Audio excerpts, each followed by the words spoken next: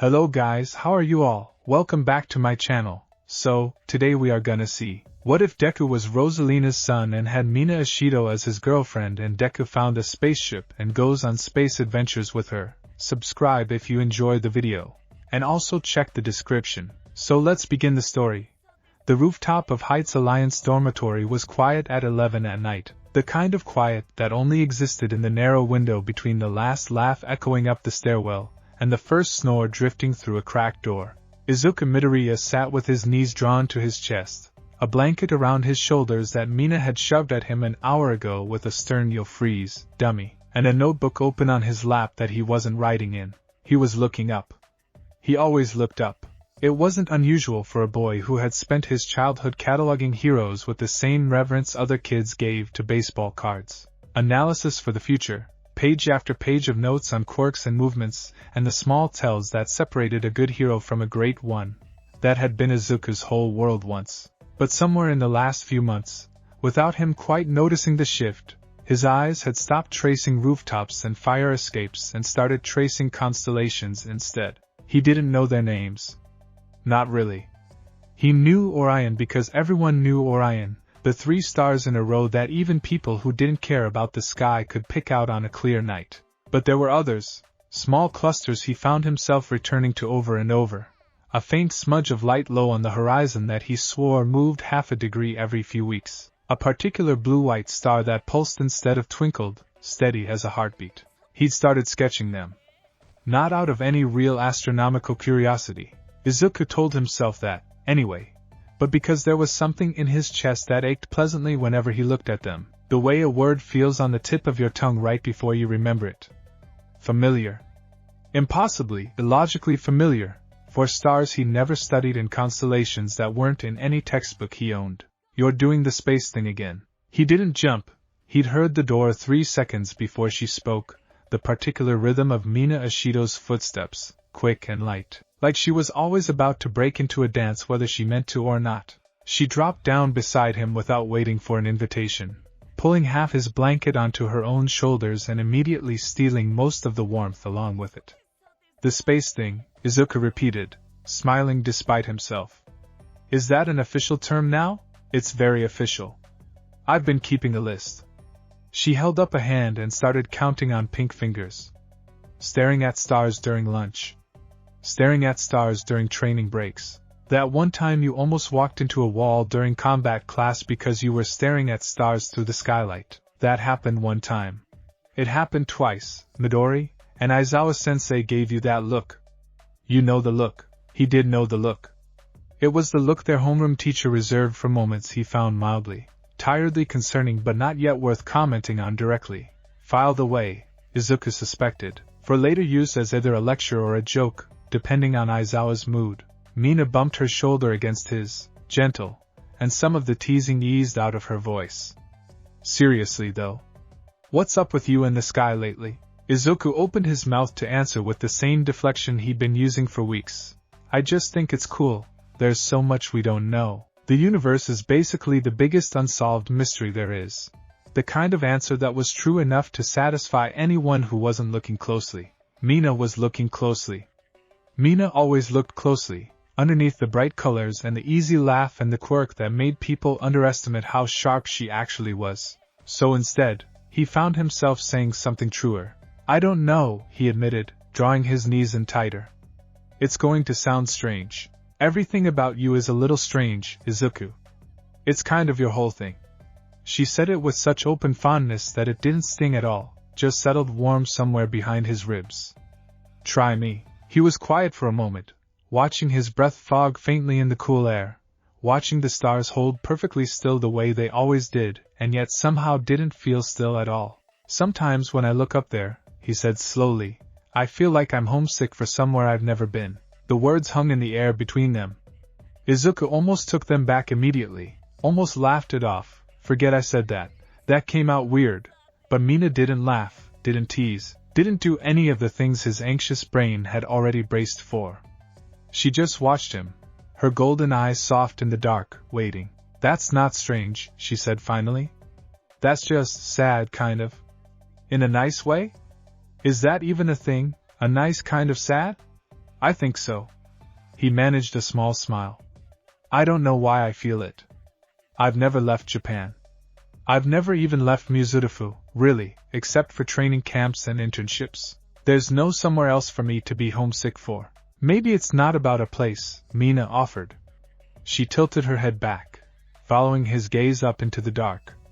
Maybe it's a person thing. Like, you know how sometimes you miss someone before you've even met them? Like there's a person-shaped hole and you just haven't found the person yet? Izuku glanced at her, surprised by how exactly that matched the shape of the feeling in his chest, closer than anything he managed to put into words himself. Yeah, he said quietly. Actually.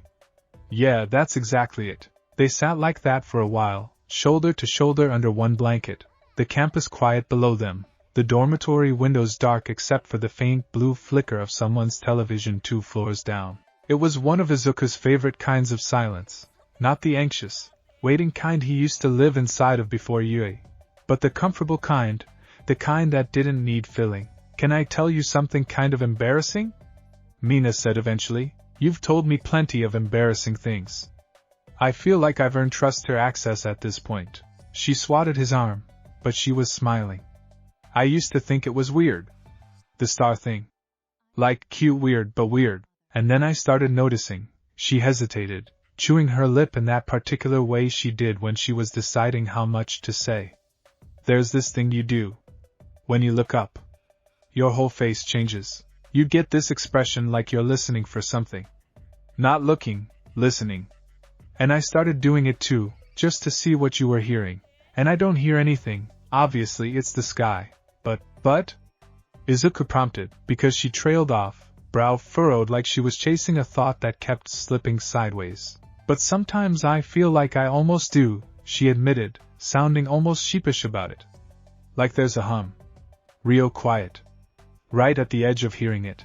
Probably just tinnitus or my brain making stuff up because you keep dragging me out here at midnight. She knocked her knee against his, teasing again, breaking the strange little moment before it could get too heavy. Anyway. I like it. The star thing. I like whatever it is about you that does that. Even if I don't get it. Izuku felt his face warm despite the cold night air, and he was glad for the dark that hid most of it. 6 months of dating Mina Ashido and he still hadn't gotten used to the easy, unguarded way she said things like that. Things that would have taken him a week of anxious rehearsal to say out loud, tossed off like they cost her nothing at all. Thank you, he said, because it was the only thing that felt big enough and small enough at once. For what, being wonderful. You're welcome, it's a full-time job. She grinned at him, sharp and bright, and then softened again. I mean it though, whatever it is you're feeling, up there, she nodded toward the sky. You don't have to explain it right now. But I want to know eventually. Whatever it turns out to be, if it turns out to be anything, Izuku almost said except some part of him, some quiet, persistent part that had been getting louder for weeks now, didn't quite believe that anymore. He didn't remember much of his early childhood. That wasn't strange in itself. Almost no one had clear memories before the age of 4 or 5, and Izuku had always assumed his own hazy, patchwork early years were simply ordinary.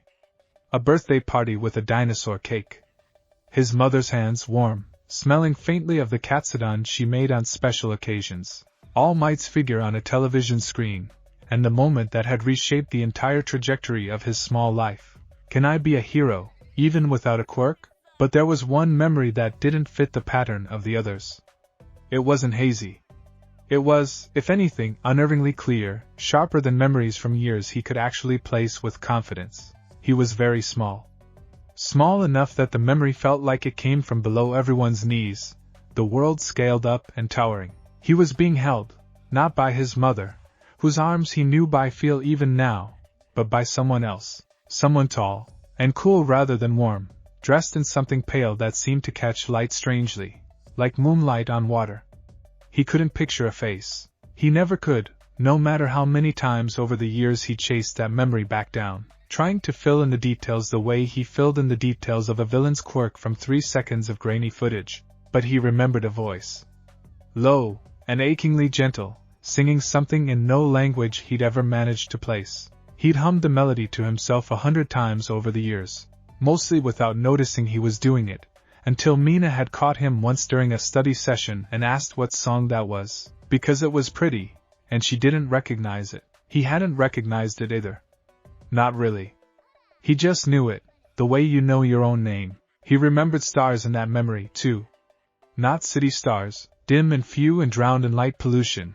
This was a sky thick with them, layered impossibly deep, near enough to touch. He remembered small drifting lights that weren't stars at all, little round shapes bobbing lazily through the air like fireflies the size of fists. And he remembered, this was the part that made the least sense, the part he never told anyone, not even Mina.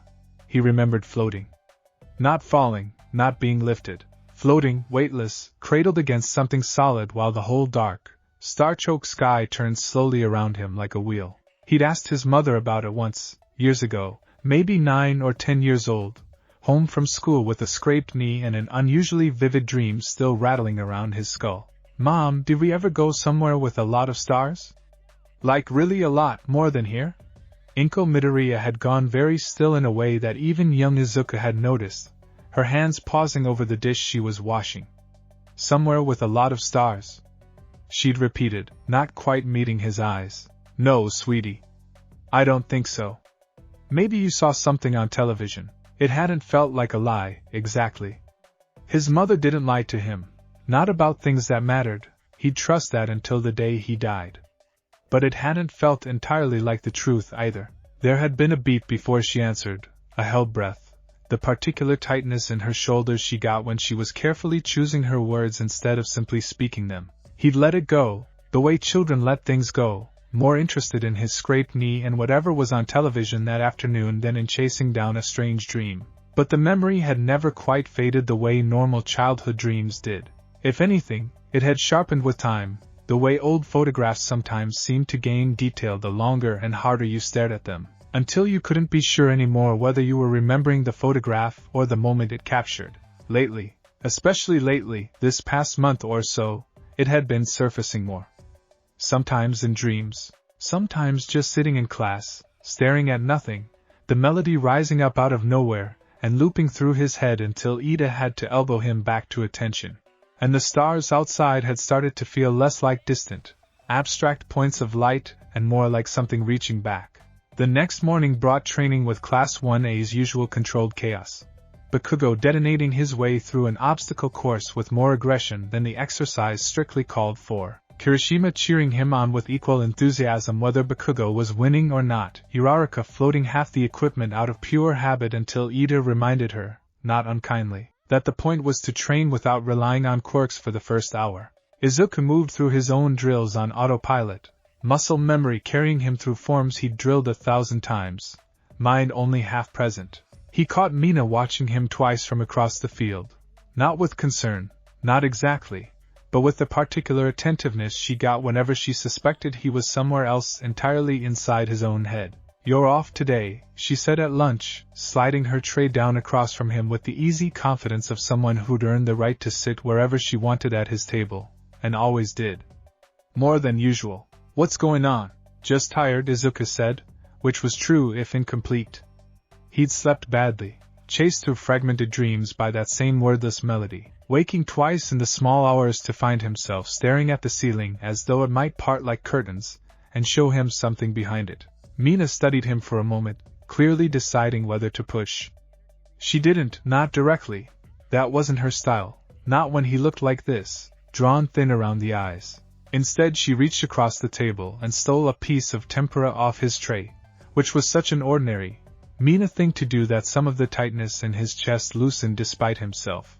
"Hey," she said, "you know you can talk to me? About the weird stuff. Even the stuff that doesn't make sense yet." "I know." He managed a real smile this time. "I will. I think I'm just processing something. It's not bad. Just strange." "Strange is your brand, Deku." She grinned at him around a mouthful of stolen tempura. And just like that, the heaviness eased back to something manageable, tucked away for later. The way most things could be tucked away when there was a whole day of training and classes and ordinary teenage noise to fill in the spaces around it. That evening's assignment took Class 1A into UA's lower training facilities, the labyrinthine underground levels beneath the main gymnasium, A sprawling network of simulation rooms, equipment storage, and maintenance corridors that most students never had reason to see beyond the handful of chambers used for organized exercises. Aizawa had split the class into pairs for a search and rescue simulation, tasked with locating trapped civilians. Actually just marked mannequins, scattered through a section of corridors rigged with minor obstacles and false walls. Izuku and Mina were paired together, which drew exactly the kind of good-natured teasing from Kirishima and Kaminari that it always did, and which Izuku had, after 6 months, mostly stopped blushing furiously about. Mostly. Focus, you two, Aizawa called out, not looking up from his sleeping bag, which he had somehow already installed against a wall despite them having been down here for all of 4 minutes. This isn't a date. No promises, Mina called back cheerfully, which earned her a flat stare and no further comment, because arguing with Ashido never ended in the teacher's favor, and Aizawa had learned this lesson many times over. They moved through the assigned corridors methodically, Izuku's eyes scanning for the telltale signs of a hidden mannequin, a shoe poking from behind a support beam, a shadow that didn't match the light source, while Mina kept pace beside him, quieter than usual, apparently still turning over last night's conversation in her own head. It was Mina, actually, who noticed the discrepancy first. Hey, she said, stopping mid-stride outside a stretch of corridor that looked, to Izuku's eyes, entirely unremarkable: bare concrete walls, a bank of old fluorescent lighting, a service door marked with a faded maintenance placard. Doesn't this feel off to you? Izuku paused, glancing around. Off how? I don't know. Just, she frowned, tilting her head the way she did when she was working out a problem that didn't have an obvious shape yet. This hallway's longer than it should be. Look at the tile pattern. It doesn't line up with where we started. Izuku looked, and after a moment, felt the small, cold thrill of recognizing that she was right. The tile grouting formed a subtle grid, and if he traced it back mentally to where they'd entered this section, the numbers didn't add up. There were roughly 4 extra meters of corridor here that shouldn't exist, based on the floor plan Aizawa had briefly shown them before the exercise began. That's... He crouched, running a hand along the base of the wall, searching for a seam. That's really specific. Good eye. I have excellent eyes, Mina said, entirely without modesty, crouching beside him. So what, hidden room? Sensei being extra sneaky with the simulation? Maybe. Izuku's pulse had picked up in the particular way it did whenever a mystery presented itself, the same restless, hungry curiosity that had filled 40-something notebooks with hero analysis over the years, now redirected toward a stretch of unremarkable concrete. Or maybe it's not part of the simulation at all. This section of the facility is pretty old. It might be original construction, from before UA built up the newer underground levels. He pressed his palm flat against the wall, feeling for any variance in texture, any give.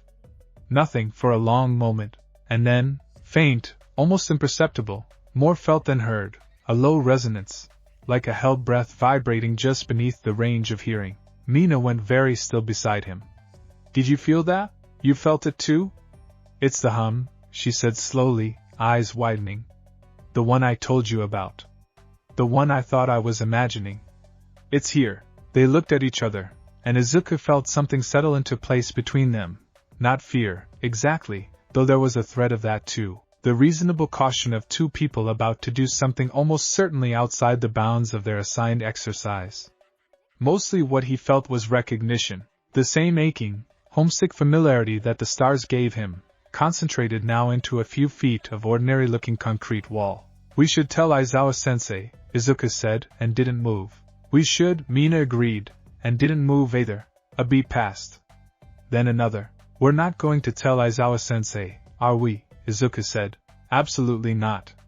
Mina was already running her fingers along the seam where wall met floor, searching with the same focused intensity she brought to combat drills. Come on, Midori. When has we should tell a teacher ever stopped either of us before?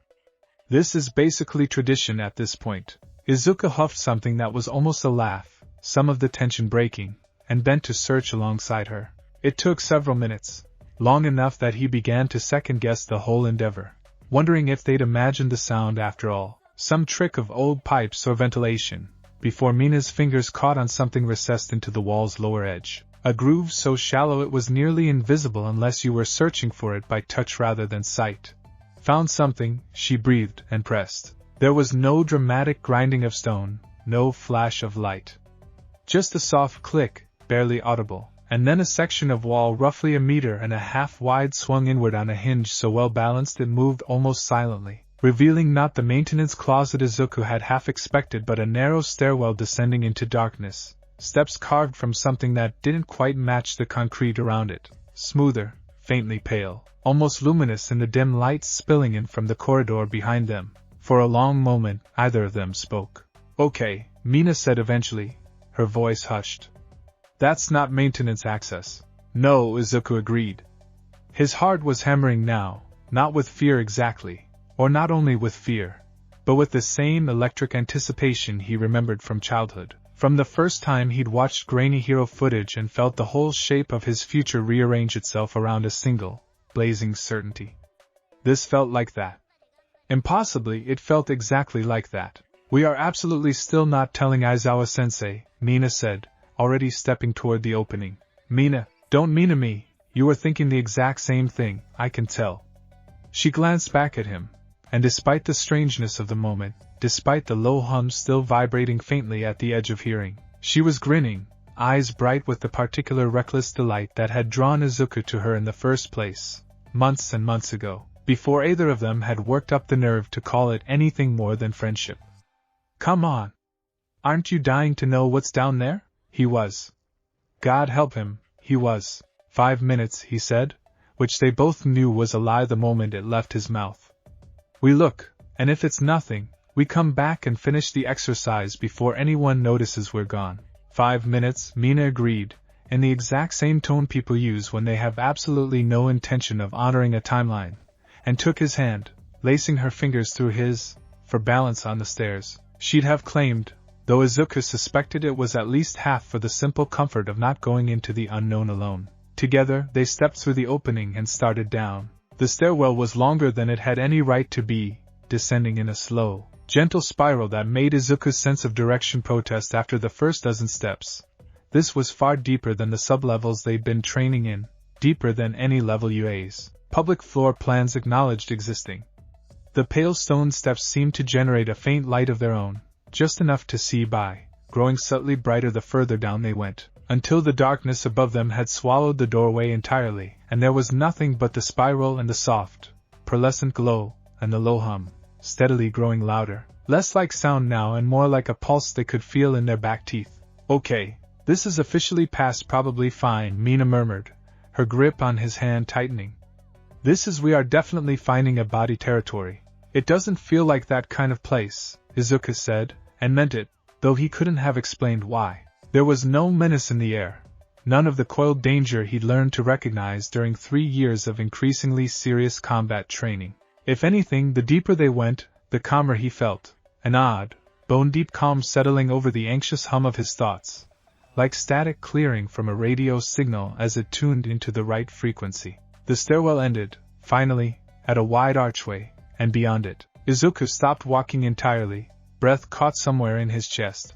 Beyond it was a chamber that had no business existing beneath a hero academy in the middle of Muzurifu.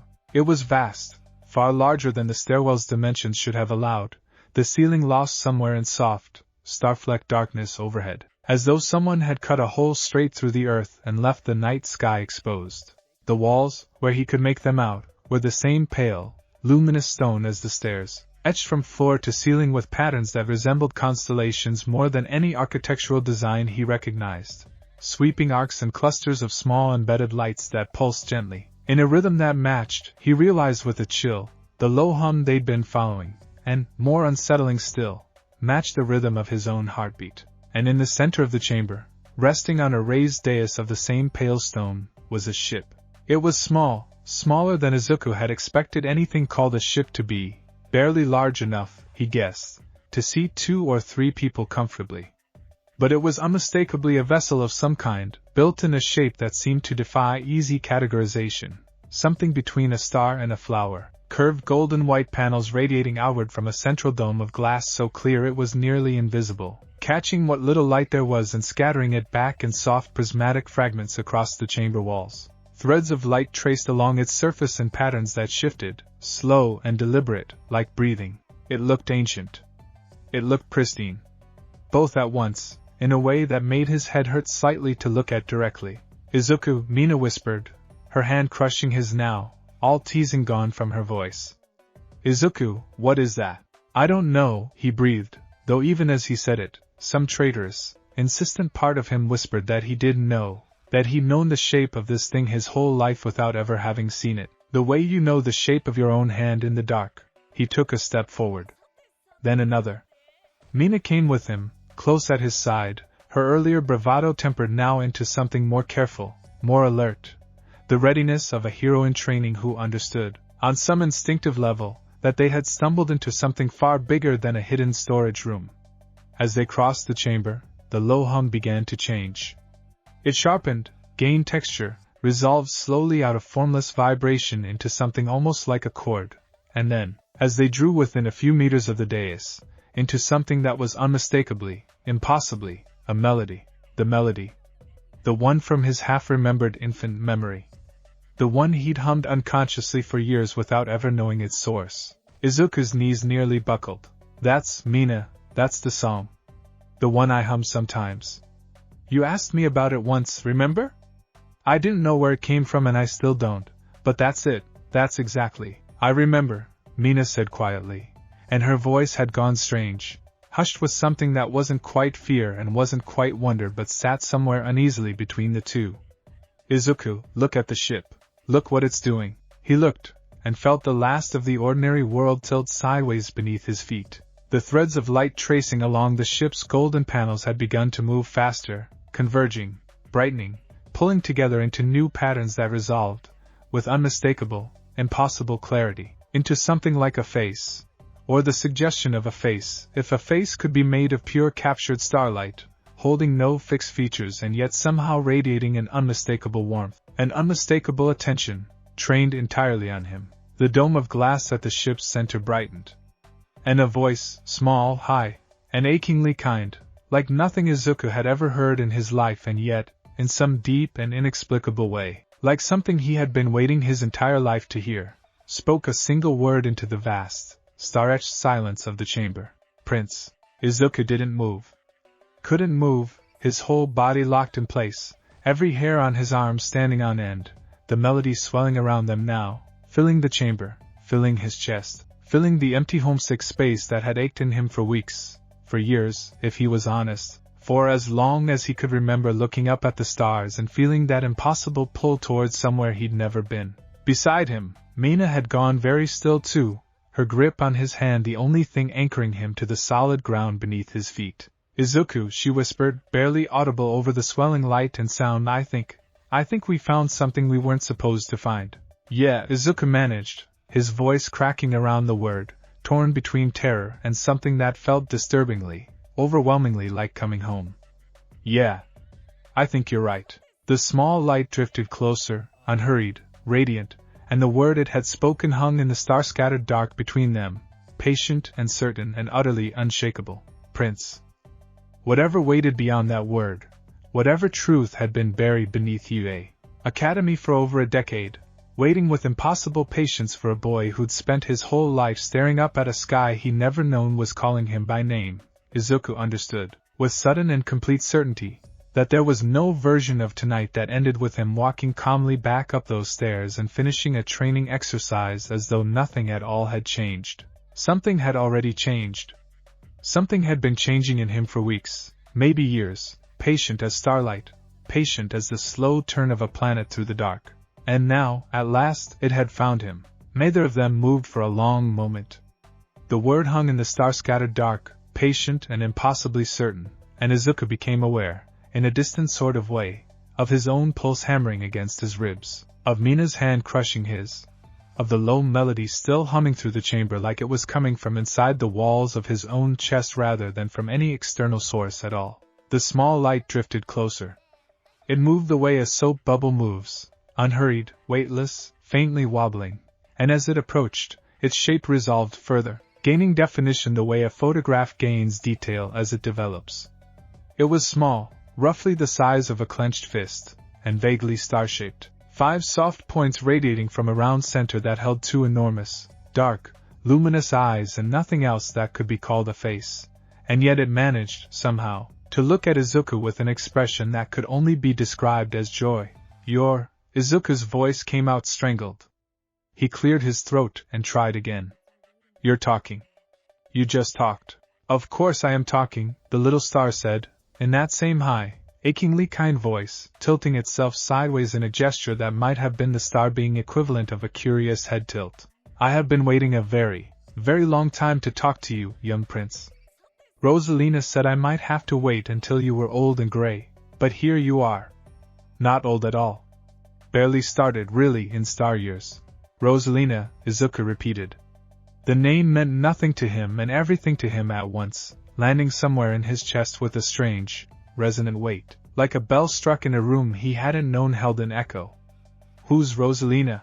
The little star's enormous eyes widened further, somehow, impossibly, and it did something that could only be called flinching, drawing back half a foot, its glow dimming almost apologetically.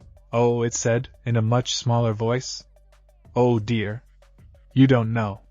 She said you might not know? I had hoped, but no, I suppose that would make sense, wouldn't it? If you had been hidden away all this time, hidden away safe, then of course you wouldn't. Hey! Mina's voice cut through the little star's spiraling murmur, steady and firm in a way that made Izuku glance at her gratefully. She'd recovered her composure faster than he had, apparently. Or maybe she was just better at masking it. Her jaw set, her stance shifted into something more grounded, more ready. Hero training, showing through even here, even now. Slow down. Start from the beginning. Who are you, and who's Rosalina, and why is this ship calling my boyfriend a prince? The little star turned its huge dark eyes toward her, blinking, or doing whatever the star equivalent of blinking was, a brief soft flicker of its glow, as though noticing her for the first time. You brought a companion, it said, sounding delighted by this fact in a way that felt entirely disproportionate to the gravity of the moment. That's good. That's very good, actually. He shouldn't be alone for this. I am called Aluma, it continued, addressing them both now, drifting in a slow circle that took in the whole vast chamber with a small sweeping gesture. There are many of us. We tend the Comet Observatory, and we watch over the stars, and some of us, a very few of us, are chosen to watch over people instead. I have been watching over this ship, and this chamber, for 12 years, 3 months, and it paused, as though doing some internal calculation, 19 days. Waiting for you to come home. Home, Izuku echoed faintly. His mind was already racing ahead of his mouth, cataloging, analyzing, the same reflex that had filled 40-something notebooks over the years kicking into overdrive even as the rest of him reeled. This isn't my home. I've lived in Mizura for my whole life. My mother is Izuku Midoriya. I grew up in an apartment 3 train stops from here. I've never. Your mother raised you, the Luma said gently, and something in its tone, soft, careful, the tone of someone delivering news they knew would hurt, made the words land harder than a correction had any right to. But Izuku Midoriya did not birth you, young prince. I am sorry. I know this is not how you wished to learn such a thing. I would have chosen gentler words, if I had been given the choosing of them. But you asked, and I cannot lie to you. Lumas do not know how. The chamber seemed to tilt around Izuku, or maybe that was just the blood rushing from his head, his vision narrowing at the edges the way it sometimes did in the worst moments of combat, adrenaline flooding a body that had nowhere useful to direct it. Mina's arm came around him before he fully registered, swaying, steadying him, grounding him, her voice low and urgent in his ear. Hey, breathe. I've got you. Breathe first, panic later, okay? He breathed.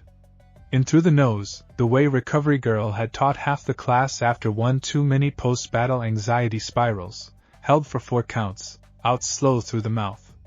The chamber steadied. The Luma waited, patient, its glow dimming and brightening in a rhythm that Izuku realized, distantly, matched his own breath, as though it were breathing with him, trying to help. Okay, he managed finally. Okay. I'm okay. Keep going. Please. The Luma drifted a little closer, and its voice, when it continued, was gentler still.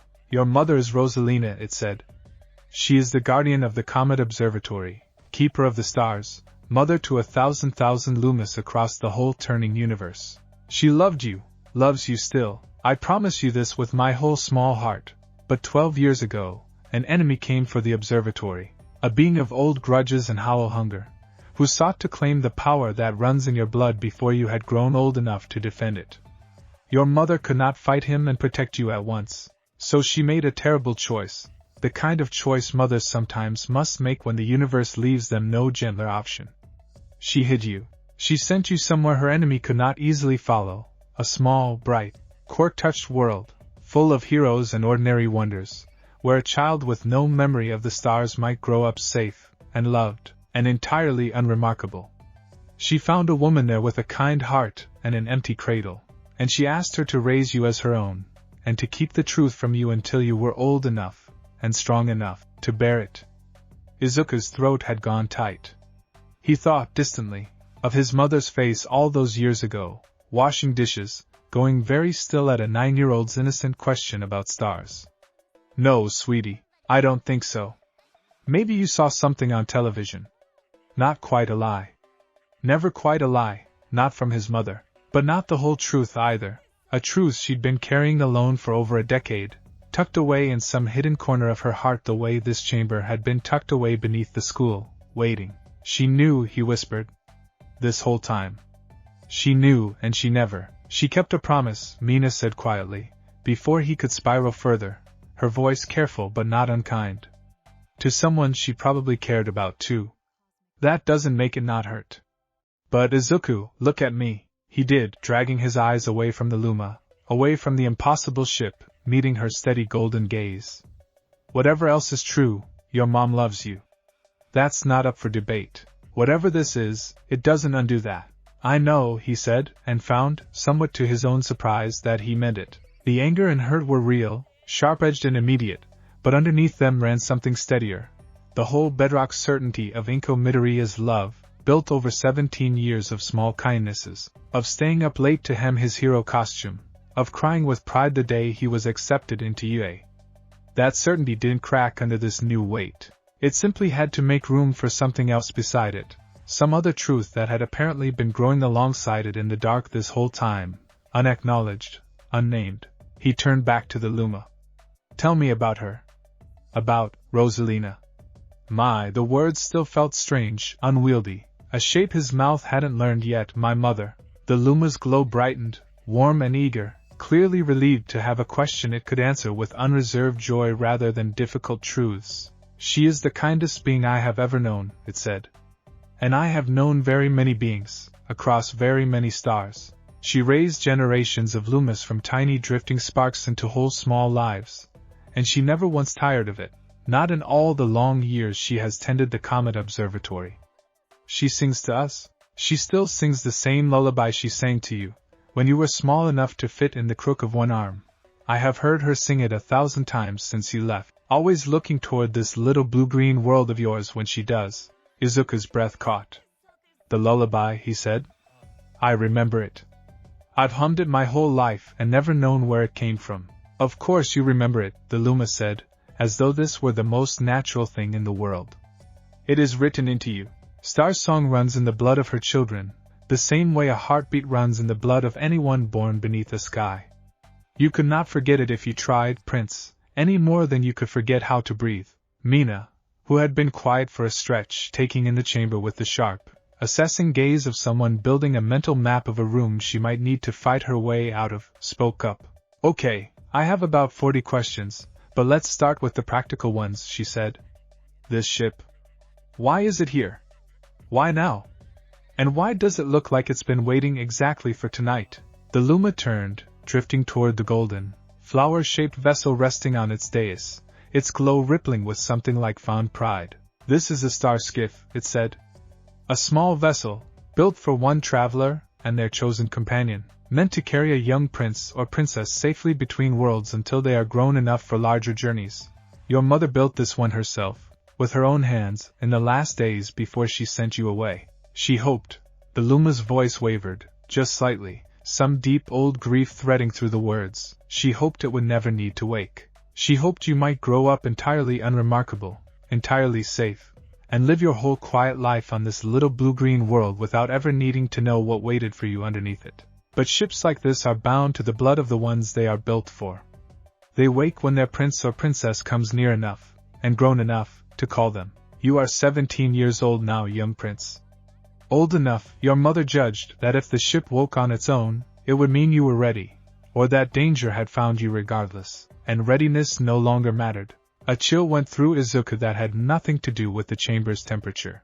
Danger, he repeated. You mean the enemy? The one who attacked the observatory? No, Gaia, the Luma said, and its whole small body seemed to shrink at the name, its glow flickering uneasily, like a candle in a draught. The Hollow King. He was old before your mother was young, Prince, a being made of collapsed starlight and old grudges, who has hunted stellar bloodlines across 1,000 worlds for reasons even the oldest Lumas do not fully understand. He wants what runs in your blood. He has wanted it since before you were born. Your mother defeated him once, at great cost, and sealed him away for a time, but seals fade, given enough centuries, and I fear, it stopped itself, visibly reconsidering. I should not frighten you with fears before facts. I am sorry. This is a great deal to carry all at once, and I am not doing a very graceful job of the carrying. You're doing fine, Mina said, surprising Izuku with the gentleness in her voice, directed at a small floating star creature she'd known for all of 10 minutes. This would be a lot for anyone. Take your time. The Luma's glow warmed at that, brightening a shade, and Izuku felt a rush of quiet gratitude for her, for the steady, unshakable kindness she carried into every room, even a room this strange, even a truth this enormous. Thank you, the Luma said softly. You are good for him. I can tell. Rosalina will be glad to know he has someone like you at his side. Mina's cheeks went a shade darker pink than usual, and she opened her mouth, probably to deflect, Izuku thought, the way she usually did when praise landed somewhere too sincere for easy joking. But before she could speak, the ship itself let out a low, resonant hum, brighter and more urgent than before, its threads of golden light rippling in a pattern that seemed almost anxious. Ah, the Luma said, turning back toward it. It senses your uncertainty, Prince. It has been waiting a very long time and does not much care for waiting longer, now that it has finally woken. Will you touch it? It will not harm you. It could never harm you. It was built from a piece of your mother's own heart, and a star skiff cannot turn against the blood it was made to carry. Izuku hesitated at the base of the dais, looking up at the small, impossible vessel, golden panels catching the chamber's soft ambient light, the glass dome at its center pulsing gently, like something breathing, like something waiting, specifically, patiently for him. What happens if I touch it? He asked. I do not fully know, the Luma admitted, with the same disarming honesty it had shown all along. I have never seen this happen before. I was only ever told to wait, and to watch, and to explain when the moment came. But I think, it tilted considering, I think it will simply recognize you. And perhaps that will be enough to begin. Izuku glanced at Mina. She met his eyes, and there was no hesitation in her expression at all. Only the same fierce, steady support she'd given him 100 times before, on rooftops and battlefields and quiet dormitory hallways. The unshakable certainty that whatever he chose, she'd be right there choosing it with him. Whatever you decide, she said quietly, I'm with you. But for what it's worth, I don't think we climbed down a secret staircase and found a talking star and a spaceship just to walk back up and pretend none of it happened. A small, unsteady laugh escaped him, the first real laugh since they'd found the hidden door, breaking some of the tension lodged in his chest. No, he agreed. I don't think we did. He climbed the 2 low steps of the dais, his heart hammering, and reached out, and laid his palm flat against the cool golden surface of the star skiff. For one breathless moment, nothing happened. Then the whole ship lit up at once, brilliant and sudden, gold and white light flooding the chamber and washing over Izuku's upturned face. And he felt it. Not pain, nothing like pain, but a rush of recognition so total and overwhelming that his knees very nearly buckled a second time. It was like plunging into cold water after a long day in summer heat. Shocking, total, and somehow exactly, achingly what his body had been craving without knowing it. Images flickered behind his eyes, too fast to fully grasp. A garden drifting slow through starlit dark. A woman's pale hand cupping a small glowing seed. A chorus of tiny star voices singing the same lullaby he'd hummed his whole life without ever knowing its name. And underneath it all, a single, overwhelming sense of welcome, warm and vast and entirely unconditional, the kind of welcome a child feels stepping through their own front door after a very long day.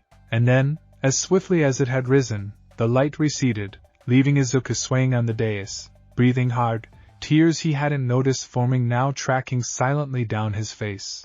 Mina was at his side in an instant, one hand steadying his elbow, the other coming up to gently brush a tear away with her thumb, careful, unhurried, entirely unbothered by the strangeness of it all. "Hey, you okay? What happened? What did you see?" I don't know exactly," Izuku managed, voice thick. "Flashes. A garden. Her, I think I saw her, or felt her. I don't know how to explain it. It felt like," he struggled for the word, and found, unexpectedly, that the truest one was also the simplest. "It felt like being hugged. By someone I've missed my whole life without knowing I was missing them." Mina's expression softened entirely, all trace of guarded caution melting into something achingly tender. "Yeah," she said quietly. "Yeah, okay. That tracks, actually. That's kind of exactly what the star homesick thing has sounded like this whole time, when you try to describe it." The Luma drifted close, its glow settled now into a soft, steady warmth, watching the two of them with what could only be described as quiet, contented satisfaction. "The ship has accepted you," it said. "Fully, and completely, as I always believed it would. It has been waiting 12 years for that touch, Prince. I think, if you listened closely enough just now, you might have felt it was rather glad the waiting is finally over." Izuku managed a wet, unsteady laugh, wiping at his face with the back of his sleeve. "I think I did feel that, actually. This is a lot. This is genuinely so much, I don't even know where to start processing it." "You don't have to process all of it tonight," Mina said firmly, in the same tone she used when talking a panicking classmate down from an anxiety spiral during exam week, steady, practical, refusing to let the moment spin out of control. "Baby steps. What do we actually need to figure out right now, tonight, before we go back upstairs and pretend to be normal students who did a normal training exercise?" It was, Izuku reflected, exactly the right question, and exactly the kind of question only Mina would think to ask in the middle of a moment this overwhelming, cutting through the vast, dizzying scope of my whole life is a lie, and also I might be a space prince down to something manageable. Something he could actually hold on to. He turned to the Luma. "Can the ship fly? Right now, I mean. Is it fully awake, or whatever the right word is?" "It is awake," the Luma confirmed. "It has been ready to fly since the moment your hand touched it. But I would caution against leaving too hastily, Prince, if I may. There is a great deal your mother would wish to tell you herself, in her own words, and there is danger in the wider dark that a star skiff alone, however loyal, cannot fully protect against. If you mean to go to her, and I think in your heart you already do, you should go prepared. Rested. Ready.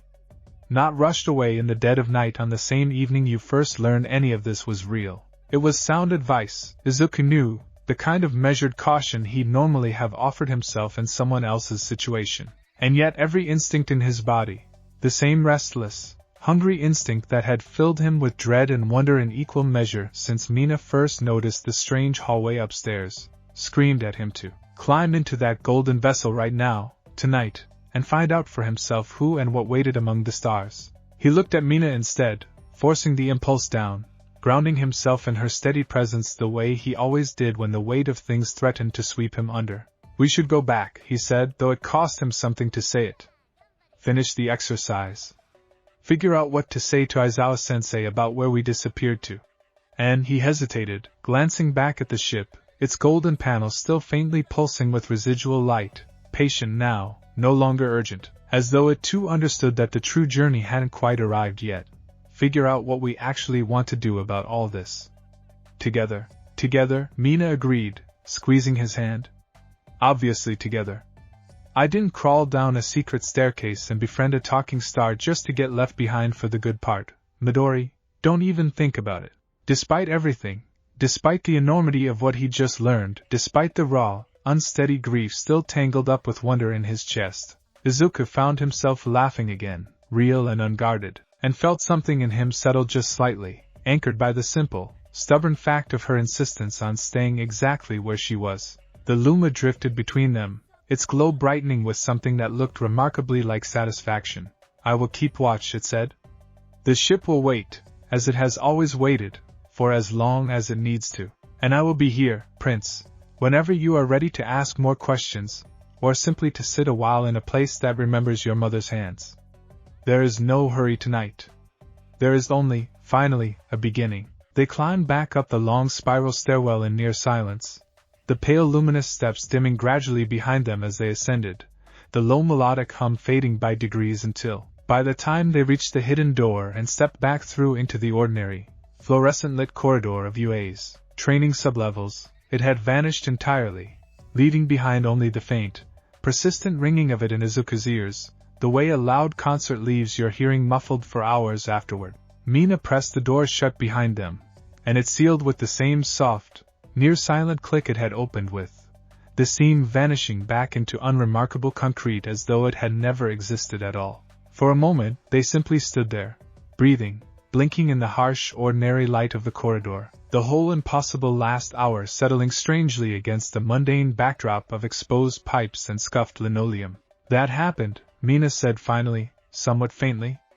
"That definitely actually happened. I didn't imagine that." "You didn't imagine it," Izuku confirmed, equally faint. I have so many things to think about. I don't even know where to start." "Start with breathing," Mina said, though her own breath wasn't entirely steady either. "And then start with the fact that we've been gone for way longer than 5 minutes and Aizawa-sensei is absolutely going to notice.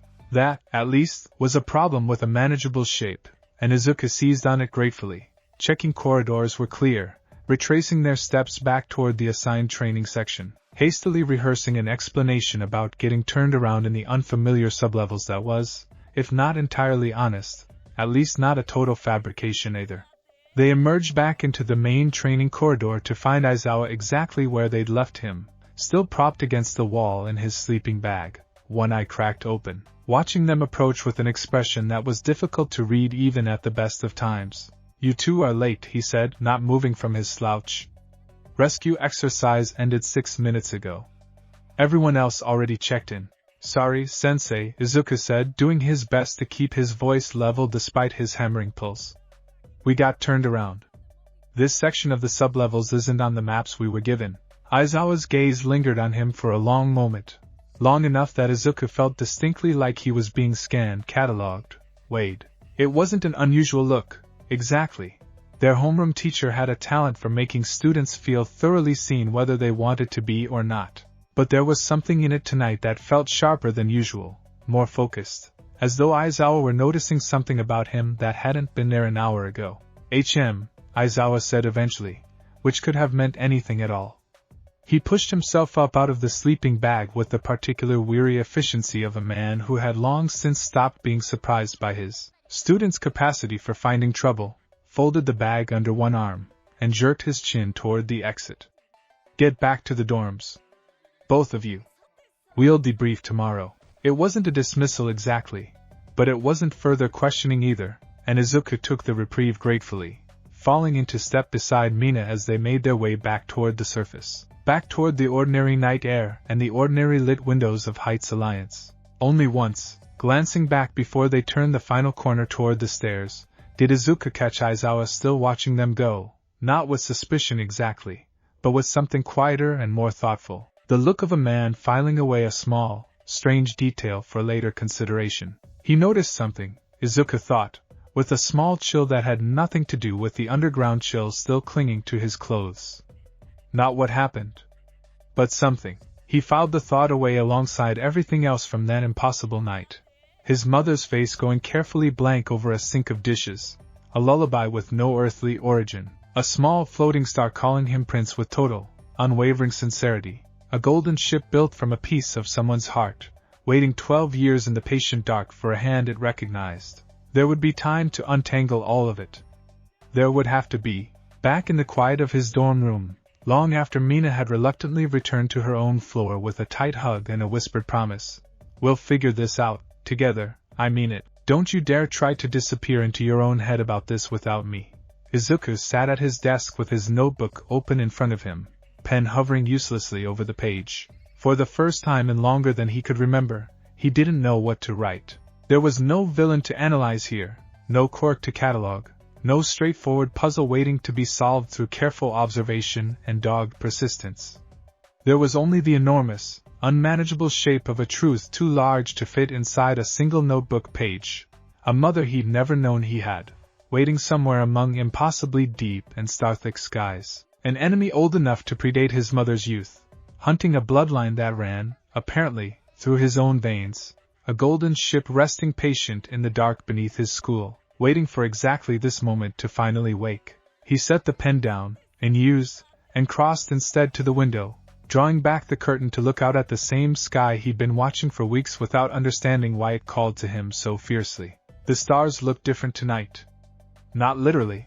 The same familiar smudge of light hung low on the horizon, the same faint blue-white pulse held steady overhead. But everything about how he saw them had shifted, irrevocably, in the space of a single impossible hour. They weren't distant anymore, they weren't abstract. Somewhere out there, unimaginably far, and yet somehow, he now understood, not truly so far at all, a woman he'd never consciously met was singing a lullaby toward a small blue-green world, hoping, after 12 long years, that her son might finally be listening. "I'm listening," Izuku murmured to the glass, to the dark, to the whole impossible weight of stars stretched out silent and patient above him. "I don't understand yet. But I'm listening." Somewhere far beyond the reach of any earthly telescope, though he had no way of knowing it yet, a woman with hair like spun starlight paused mid-lullaby, and smiled, and felt, for the first time in 12 long years, the very faint and very distant warmth of her son finally beginning to hear her back.